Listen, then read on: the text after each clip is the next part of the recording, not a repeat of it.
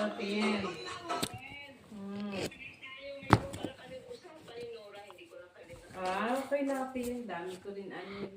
Kasi si Pinay, aatenan din ng party. Birthday ng kaibigan niya. Si P. Oo. Attend siya ng birthday party.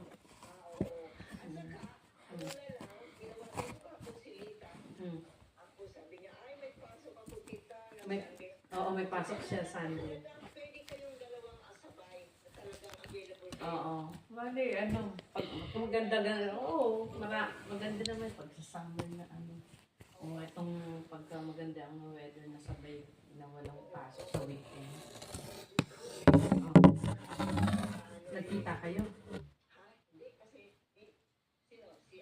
Oo, ni mother. Hindi. Hindi nag-abot.